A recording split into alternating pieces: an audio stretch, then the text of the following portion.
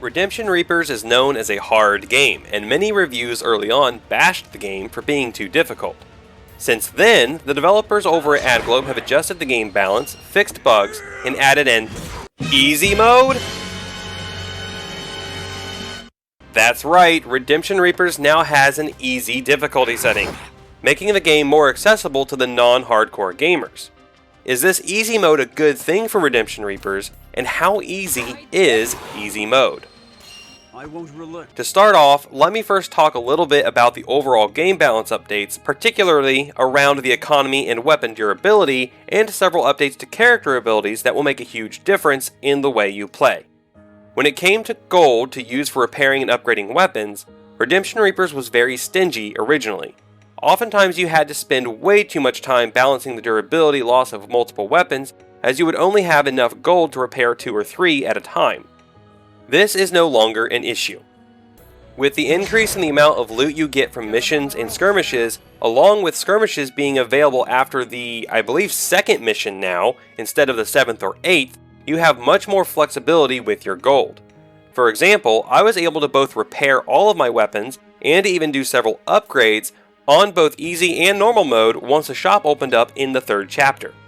Granted, on normal I didn't get to upgrade as much and I had to spend more gold, as you can see here. This was due to having to do more repairs to my weapons, as you have to do more attacks in normal mode than in easy mode. However, having more than the starting 300 gold after doing all the repairs and upgrades is much more manageable than in the original release version of the game. Your time has come. Now let's move on to the character ability updates.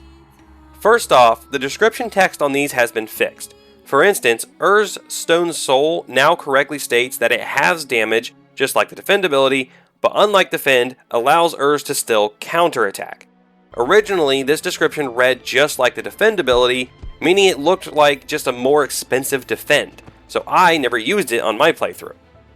There are other abilities, though, that have also received updated descriptions, and I think some of these are actually due to a change in how the ability functions. For example, Luff's Martyr ability now not only allows him to defend a teammate, but it stacks with that teammate's defend ability.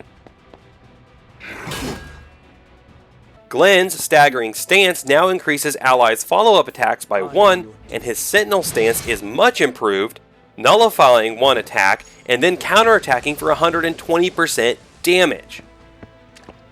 If I remember correctly, this used to only give you a chance of avoiding damage. Now it guarantees nullifying 1 attack and gives you a great counterattack.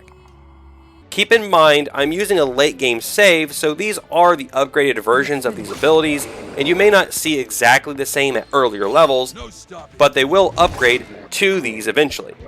But these abilities have gone from being almost completely irrelevant to being mainstays of a playthrough. It's time now to move on to that easy mode I mentioned. Yes, easy mode is here, and for those who veered away from the game because of its difficulty, I'm here to tell you to take a second look now. So what does easy mode do exactly? I know for sure it lowers enemy defense, attack, and HP, as you can see in this side-by-side comparison. The result is that in the first few missions at least, you can kill most enemies with just 1 attack. I didn't need more than 1 attack until I got to chapter 5. This then results in easier weapon and gold management, as I mentioned earlier, because you are using your weapons less, and therefore they lose less durability. This in turn makes it easier to upgrade your weapons and even purchase items to improve stats later in the game. So does this make the game too easy? I don't think so. For those who like the original challenge, that is definitely still there in normal mode or even hard mode, which you unlock after beating the game on normal. The economy updates that apply to all difficulties just makes the resource management side of things much more palatable, and it makes playing skirmishes worth the rewards. For those who want a more casual or laid-back experience but still want to experience the game and its story, that is definitely available now through easy mode. Easy mode will be more forgiving when you make mistakes and allow you to experiment more as well. Now the question we come to is, Do these updates and easy mode increase the value of the game? They definitely open the game up to more players, but do those players want to spend $50 on it? In one of my previous videos on Redemption Reapers, I mentioned that $30 sounded right to me. Now with the improvements that have been made to the game, I'd be willing to put that number up to $40. Not only because of the updates themselves, but because the developers are continuing to support and update the game based on player feedback, and because I'd like to see them make another game in this universe. There are so many questions left unanswered and stories that could be told, and I'd like to see these explored in a sequel or maybe even a prequel. Redemption Reapers is a great title that I thoroughly enjoyed playing even before the updates, and I think it deserves more attention. Speaking of which, if you have been considering picking Redemption Reapers up, it is on sale right now through June 7th on both Steam and the Nintendo eShop for $30. So, with this sale and the recent updates, this would be a great time to jump in and play it. If you do decide to pick it up, check out this playlist I made for Redemption Reapers that includes character breakdowns, tips, a review, and even a breakdown of all the patches up to the 4th. This video technically covers the 6th patch, with the easy mode update, and the 5th was more or less some quality of life updates, such as seeing all enemies' ranges at once.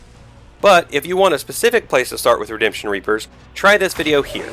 And don't forget to like this video if you got something out of it. As always, thank you so much for watching, have a great day, and keep on gaming.